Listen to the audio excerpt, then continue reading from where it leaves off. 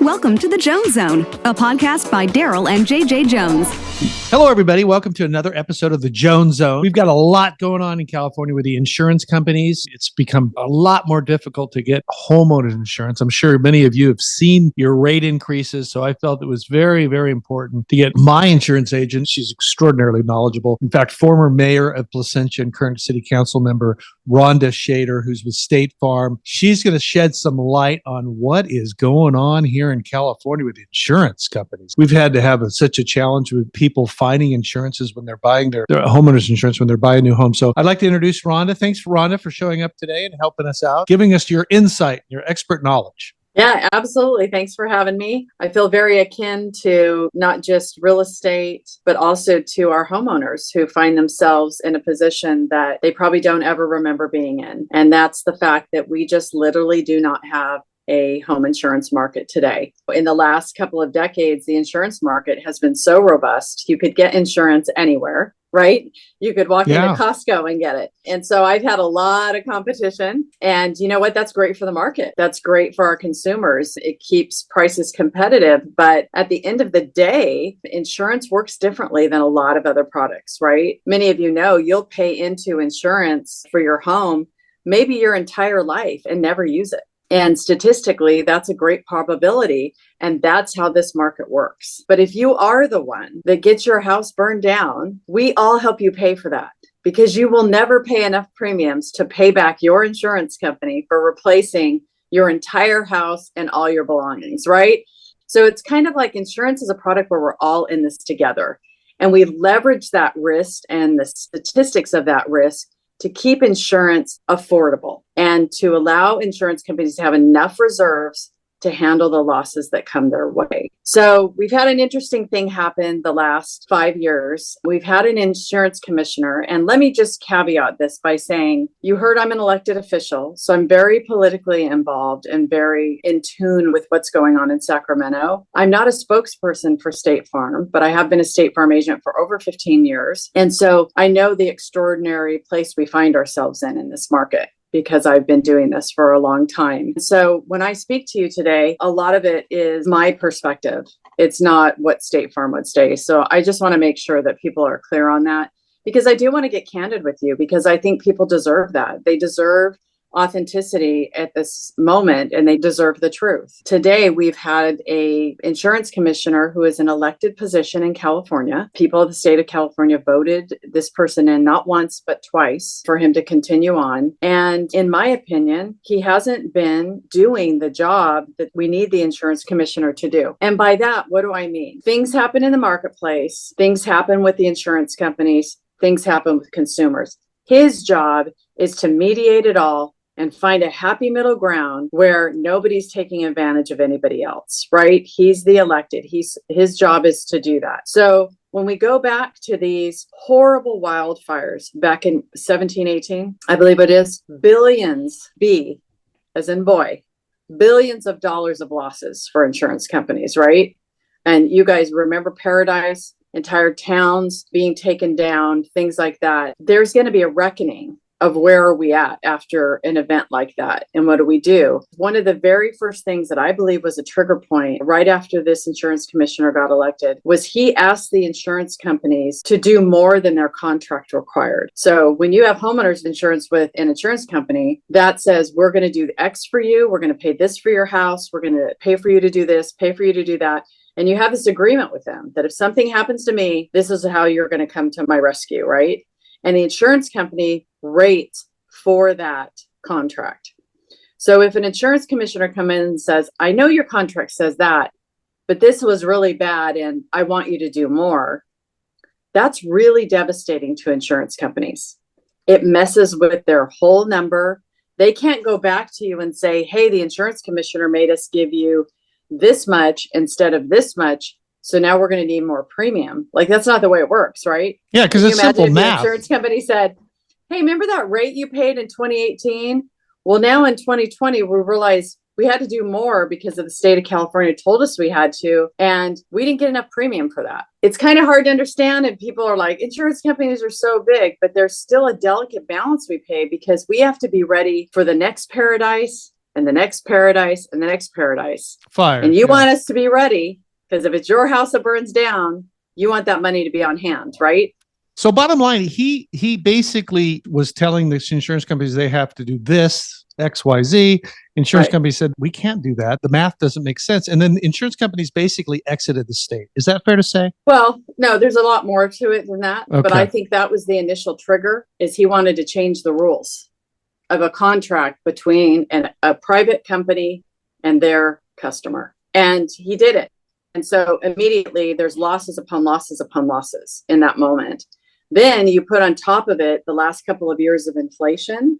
Insurance companies have asked for rate changes based on the wildfires, based on different things. And I know you say some rates have gone up, and there are some targeted areas where rates have gone up. There are some companies in particular who have gotten rate changes, but the majority have not been processed. He literally has not been moving along and addressing an insurance company's ask for a rate increase movement. You know, there's a lot more than just, I'm going to raise your rates. There's a lot of different criteria that goes into it, as you know. One of the things we did get, which you may be feeling, is if you live in a wildfire area, right? We got you certain discounts, but then we also got you an upcharge because of where you live, because your risk is higher. And so he said, well, that's fair. So that people are feeling, but across the board, when you talk about inflation, that's everybody. It takes twice as much to build a house today as it used to. The insurance companies are like, hey, we're bleeding. And at State Farm, they were bleeding like to the tune of like $20 million a week. They waited so long before they said, we got to tap out. And they kept telling the insurance commissioner, please look at our rates. Like, we need help. He did not want to raise rates. He did not want to do that, which doesn't make any sense. We don't like it, but everything's gone up. Milk, eggs, used cars, everything's gone up in the last couple of years, right? It's just where we find ourselves in the economy, and the insurance companies are lagging in that. They're not getting the money they want. So at some point, they've got to stop the bleeding, because they have a book of clients that they must deliver for today. If something happens, they have to. And State Farm is the largest insurer in California and the nation. When we do something, right, it affects the marketplace really big. But before we did it, Allstate left, Farmers partially left, Costco left, Progressive and when you say Geico left. They've gone in the last year, and 2 years? Some have been the last year and a half, 2 years. Okay. So, but nobody noticed the way they did when State Farm did it, right? Because that's big news. So when State Farm said it, now all of a sudden, right, it becomes big news, and now they're starting to backtrack. And a lot of other insurance companies did follow suit, because the writing was just on the wall, and they got to be careful. And so there's a lot of rules in California that are different than in any other state that make it very difficult to do business here as an insurance company. But if you can get the rate for it, right, you can make it work. But if you're not getting the rate for it, now you've got 4 problems, because insurance companies reinsure, and there's some technical things that go into it. There's probably 5 or 6 things that brought us here. What I would like people to know is that it was not for lack of trying from the insurance company's part. It just takes a lot of leadership courage from an elected official to raise rates, to agree to allow those things to process. Just to let the free market take place somewhat. Like I had mentioned, math doesn't lie. I mean, there's a math equation. It's simple math, isn't it? I mean, it really boils down to some simple math somewhat in terms of... It's exactly math. It's statistical probability. And these insurance companies hire the best statistics people, because they must predict what's going to happen. It's largely the wildfires that's caused it. In other words, have mudslides been a big problem as well, or any other events that have caused not some as problems? much, because your standard homeowners policy is not going to cover a mudslide event. Okay. That would be flood, because that's an outside the house issue. And that already went. You know what happened to flood insurance? All the insurance companies said, we can't take this anymore. We don't even we couldn't even rate for it. And the federal government stepped in and created the National Insurance Flood Program, right? If you want flood insurance today, that's where you go get it. Wow. So who's writing policies? There are a lot of companies that are left California, so they're no longer writing policies. Now, is State Farm writing homeowners insurance or other? No. Yeah. We're not. And so there is availability. It's just very limited. So people don't have a lot of choices. I do understand Southern California Auto Club, which is a much smaller company. They are writing a limited number of policies. The requirements to get in there are very stringent and the prices are pretty high, but it's available. What I'm doing is connecting with insurance brokers that write with a lot of carriers. I've always had those relationships because State Farm can't do everything. Brokers are building relationships with carriers that are still willing to write. To keep it simple, it's just a different type of insurance because when you go to a State Farm or a Farmers or somebody like that, you get a homeowner's package and it covers everything you need, everything you would commonly need when you have any type of standard loss that we're going to cover. There's multiple sections in there. You may have gone over it with your agent one day and found out, oh, I got that. You're going to do this. If something happens. When you work with these other carriers, the coverage may not be as robust. It's not going to be more a package.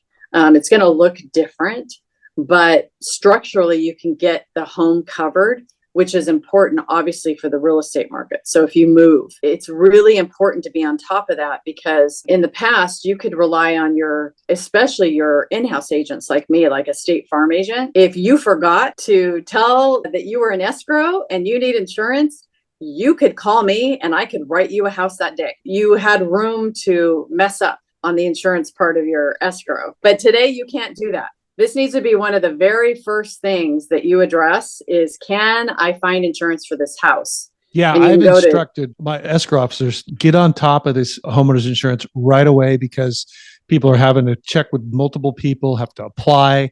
Yes. And it's not like you mentioned. It wasn't a one-day thing. Heck, we used to not even have to worry about that till towards the end of escrow. You call the insurance agent, boom, it's done. Now It's taking a lot longer. Yeah, insurance used to be a no-brainer, and it's just not today, which is a big switch. It's got to come up the list. My daughter just closed on a place, and the very last thing that she was able to get was insurance. And she, of course, ended up having to go with the FAIR plan. Nobody else would write the place that she bought. Are there any things that a homeowner can do for a house? So, for example, I have a friend of mine who works for the oil company. They have a special foam, apparently, for all the oil, because obviously if there's a big fire where oil rigs are and oil companies and all that, you're talking about some severe tragedies with those things exploding. And they have this foam. He was telling me how they have this foam that covers the oil derrick or the tank, and it prevents it from catching fire and wildfires. I'm curious if you would know, and maybe you don't, so forgive me, but what can a homeowner do to their house? First of all, I was going to say, why can't a homeowner, or can they, put a system in there? I know, for example, I have sprinklers at my house in the interior, but this was for the exterior. What can a homeowner do to reduce or increase the likelihood of being able to get homeowners insurance? Well, there's a lot of things they can do, actually. That has always been the case. And then I mentioned earlier that when those wildfires happened and insurance companies needed to recoup some costs, what we did is we raised rates, but we also gave a discount for our wildfire. So if you're in a wildfire area, which could just be hilly, brushy, doesn't mean you live in the forest. Yeah, Yorba Linda, Anaheim Hills, Fullerton. Exactly. Yeah. All of those areas are considered to be somewhat brush/wildfire areas, potentially. Having the boundary around your house, right? Keeping it trimmed away from the house. So there's not a lot to catch on fire behind there. You say boundary. Does that mean, it's funny because I know that a few years back when one of the fires came through, the news was talking about how this new home builder actually put fire resistant plants around the house. And is that's what you mean by that? Yes. And sprinklers matter. Yes. How you landscape matters. The eaves on your house, the type of roof that you have, all of those things are taken into consideration. And if your community is well done, your community can apply to be a wildfire community. I may be getting the wording a little bit skewed on that, but basically I have a list where I can look and say, is your neighborhood in this wildfire community? I actually wrote somebody in Glendale and they were in it. And what it means is like their HOA or their area qualified because they take care of the whole area. They make sure that it's landscaped well, that the hillsides behind the houses are mowed on a regular basis, and they had to qualify for people to get this discount. Those are a couple of new things that have come on. They have this device now called Ting. You plug it into your house, your electrical, it will pre-notify you if there's going to be some sort of surge or something that could cause a fire inside your house. it's a safety device. The insurance companies will partner with you to put that in your house if you're willing. They're trying to come up with a lot of new ideas. I think today, more and more home builders, like you said, that are building on these hillsides and stuff are trying to be cognizant of the problem that it causes. But yeah, even to keep your insurance, you have to do some of these things. Sometimes I have to send my customers a list and say, okay, they sent a drone out to your house and you need to mow and you need to change your landscaping and there's a pile of wood and you need to move it. Yeah, we're getting that. Whenever we do a transaction, sell a house, we've always had the appraisers come over, home inspectors, termite, etc. However, I don't recall, other than possibly driving by and taking a quick picture of the house, but it seems as though the insurance companies are a lot more thorough. They're coming out and actually sending inspectors to look at the property, drones, etc., which is a big change. Yeah, because they need to understand the risk they're up against with your home. So that's the other thing is you cannot move to a hillside with a bunch of brush on it. Stay in the like hillsides with the rest of us. Yeah, that's an option, I suppose. So there are some things you can do. Enclose your eaves. Now, what about back to that foam thing? Yeah, I have not heard that that's a technology that is widely available enough for like home use. And I'm not sure why. I don't know how that works. It could be the cost of it. It could be how you use it, because you have to remember if they do it in personal homes, that's a whole nother level than doing it in a commercial use, on a rig or something where people are trained and can lift it. Like, I'm not sure what's involved, but hopefully I think more and more things will happen. You know what I mean? It's going to be something that we're all working on. We're seeing a little bit of a challenge with even homeowners associations. You mentioned before about how HOAs, I'm sure there's obviously good ones that do it properly, let's say, actually are reaping some benefits from that landscaping, et cetera. But there are some that it's a bit challenging because these HOA dues typically cover insurance. And I know that I've seen a few homeowner association dues go up. Oh, yeah. Which is not exactly good news for homeowners. No, it's not. And it's definitely the rates in the next 2 to 3 years, they will see their rates go up substantially. It doesn't mean they won't ever come down. A lot of that's going to depend on look, we're at mid-October almost, and we have not had a lot of wildfire events, and we didn't last year. You're kind of like fingers crossed that we can make it another month. Usually it takes to really feel like we're out of the woods on fire season. Pardon the pun.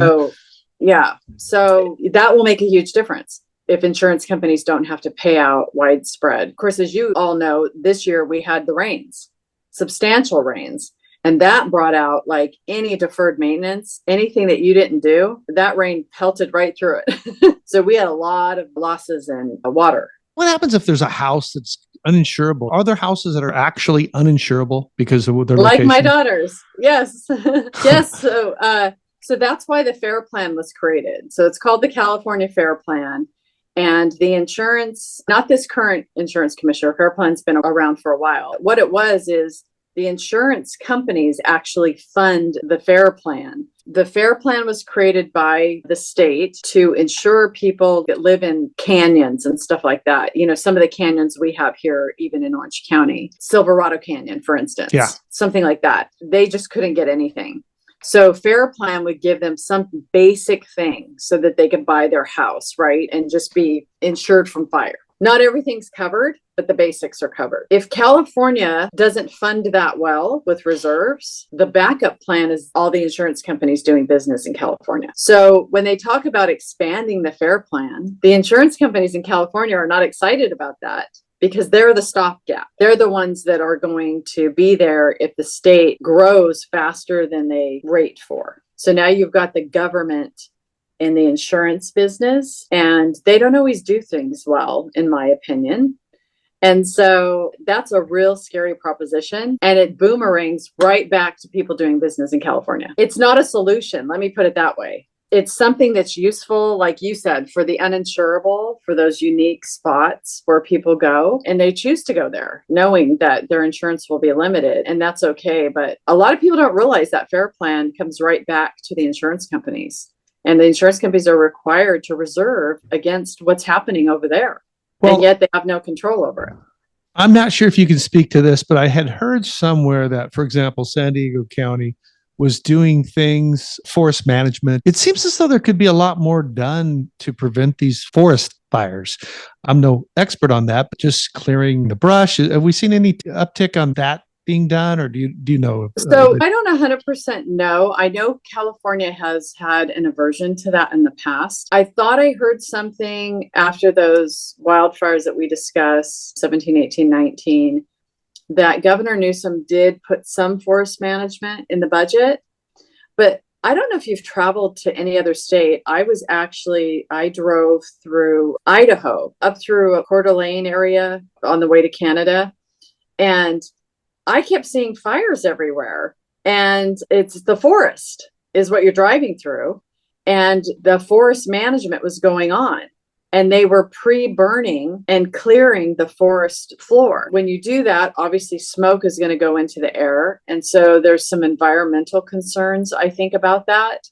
But not nearly as much smoke as a full-blown As a wildfire. fire. So, I mean, it Right. doesn't. So there's a balance there that I think that maybe we could get to. But to your point, I don't think California has done the job they were supposed to. If you compare them to another state, right? When you drive through another state and you see what they're doing to manage their forests, it's an ongoing full-time thing, right? Because the forest is always growing, it's always changing. And so these people are constantly working on it. And especially, I noticed they weren't very far from the road, right? And houses and stuff. So you could tell that there were priorities set on where they were managing things. So that is an area where there's room to improve in California for sure.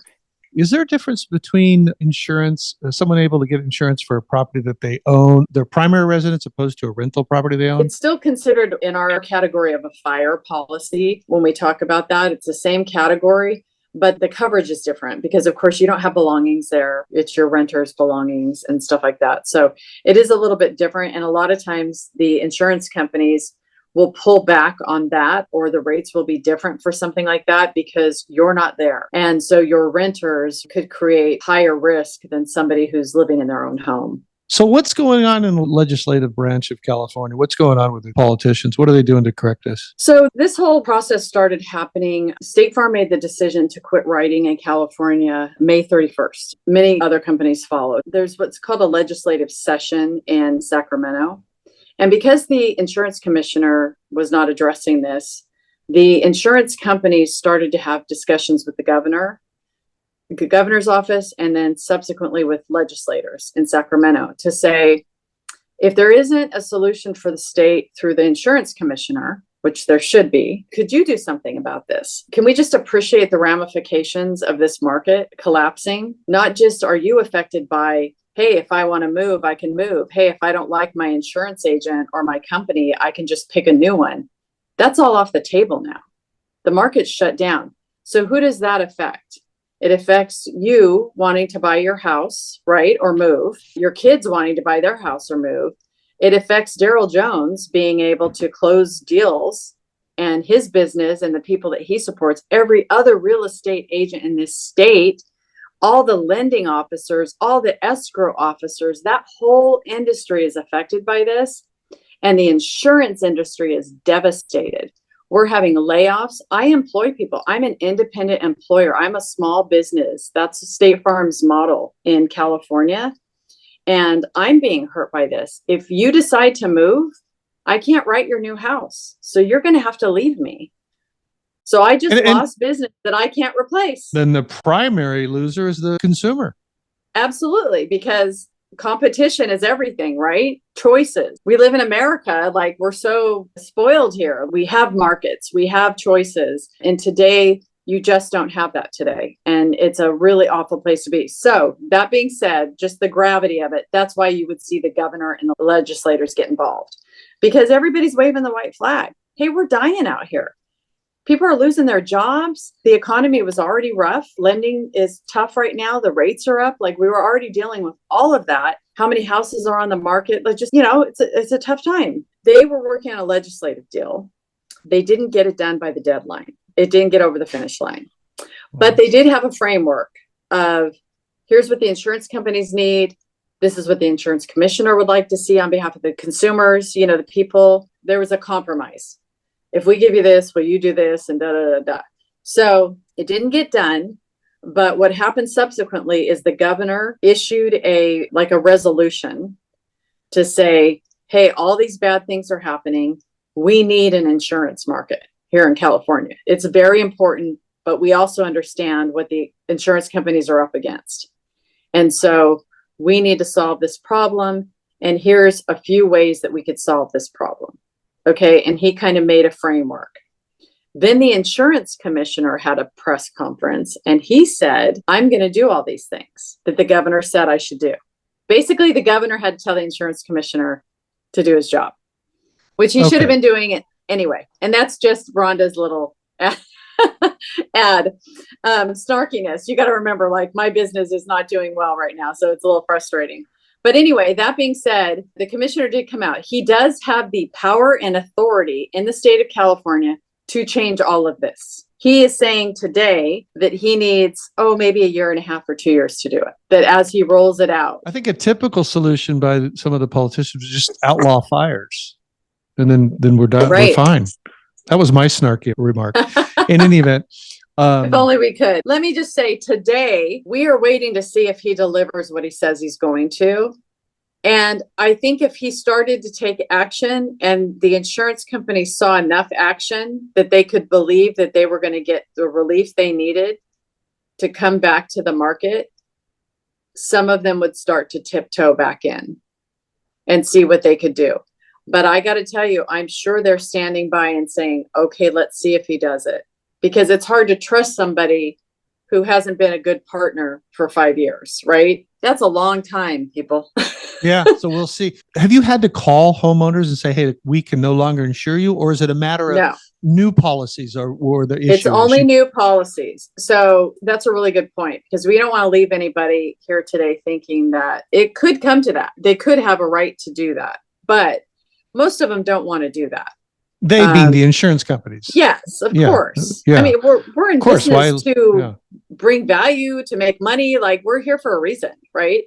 And State Farm has a huge infrastructure here. There's thousands of State Farm agents just drive around town. We're everywhere. And there's lots of other agents from other companies. So they get it. But right now, and I can only speak for what I hear from State Farm, no inkling, no talk of what we call non-renewals. So you don't get canceled by an insurance company like abruptly in the middle of everything. What happens is let's say your insurance is going to come due for the year in December. You would get a letter from State Farm now saying, hey, we're not going to renew this time. We can't. Wait a minute. So it is affecting current homeowners who have insurance. No, I'm telling you that right now, today at State Farm, they are not doing that at all. Okay. But what I am telling you is, if it were to happen, you would have a couple of months, weeks and weeks to secure new insurance. So it's not like one day your insurance company just goes, you're out. That's not how it happens in insurance, right? You can't do that to people. You have to give them a chance to replace it. It's too important. Sure. So right now, I haven't heard of anybody non-renewing. Auto Club was doing some non-renewing over the past few years. And that may be why they're still writing, because they've been really prudent, with what they have. But they're also very strict about what you bring to them.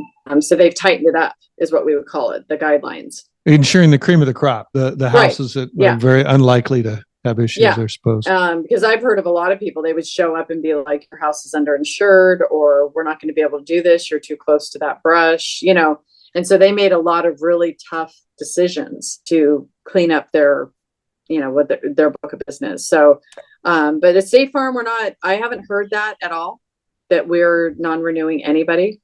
We're holding with what we have and finding a way to make sure that we have enough reserves for what we have now. Speaking about that brush clearing, is that something that the homeowner would actually have to do? Or are there city agencies or? It kind of depends on what's behind you. Some people own that land and some people don't.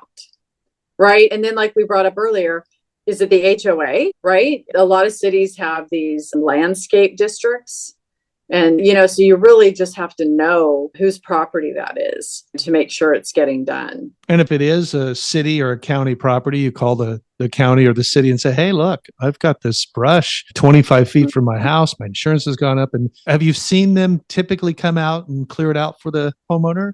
Yeah. I'm sure they would. A lot of them do it. If you're in that type of area, they probably already know they have to. But there are some places where I have homeowners insured. It's certainly like out of the area a little bit, but they own all that land. There's nobody but them. And so they either have a tractor or a riding lawnmower, or they'll just call in a team. Like if you had your trees trimmed, right? You just call in a guy who has that equipment that can just swipe it. And man, it depends on what's behind you, but it might be like a 20-foot barrier. A lot of times the insurance company will tell you how much to put, or you can just see what is standard for where you're at. It's a barrier around your house.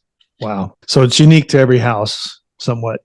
Kind of, or neighborhood, you could say. Because like for you, it would be like that whole area, right? There's rows of houses. So that whole like canyon area is owned by who? The County of Orange, the state of California, somebody. Yeah, I think it's the state. Yeah. I'll have to be calling them when we're done with our podcast.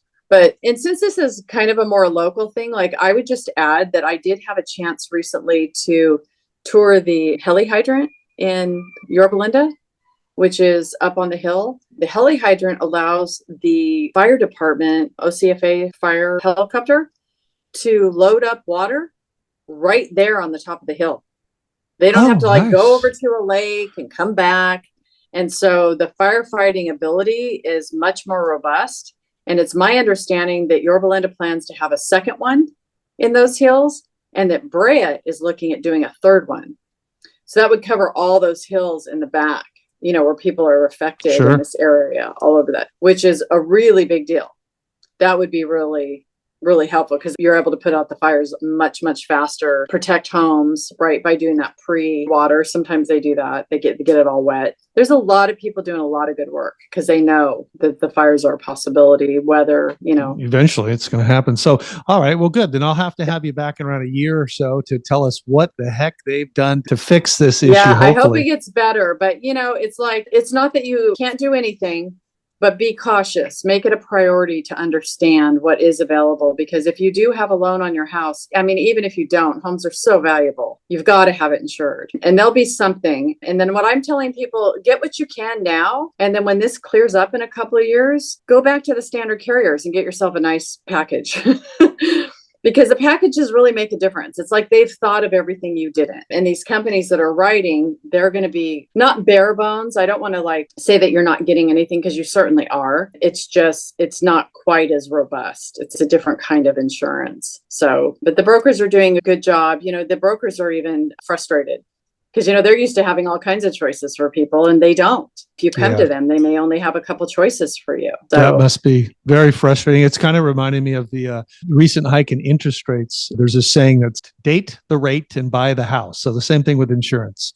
Just date the insurance for a couple of years until things hopefully get settled and better. And then we can go back to some reasonable rates out there for these homeowners, these consumers. Yeah. And I know for me personally, I would appreciate it if you and anybody listening to this that is really feeling what's going on, the effect that it's really having, send the governor and the insurance commissioner a note. It's really easy to go to their website and just contact them and just let them know, this is still a real problem out here. It's really affecting all of us. What's our insurance commissioner's name?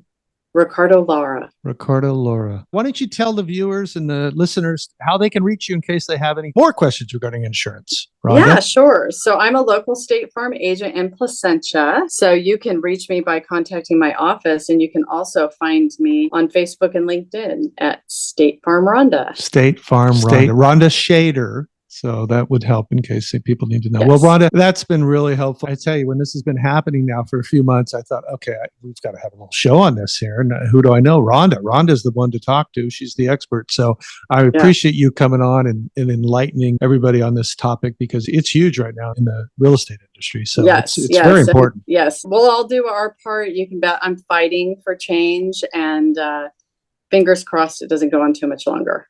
Well, keep fighting, and thank you. Anybody has any questions, please contact Rhonda. Or if you have any questions for me, please contact me. And make sure to subscribe to the channel. We'd really appreciate it. It helps me pay for Rhonda. I had to give her an awfully high, a large sum of money just to appear for this. So it would help. No, I'm just kidding. In any event, thank you, everybody, for listening to another episode of the Jones Zone. And we will see you next show. Have a great week and God bless.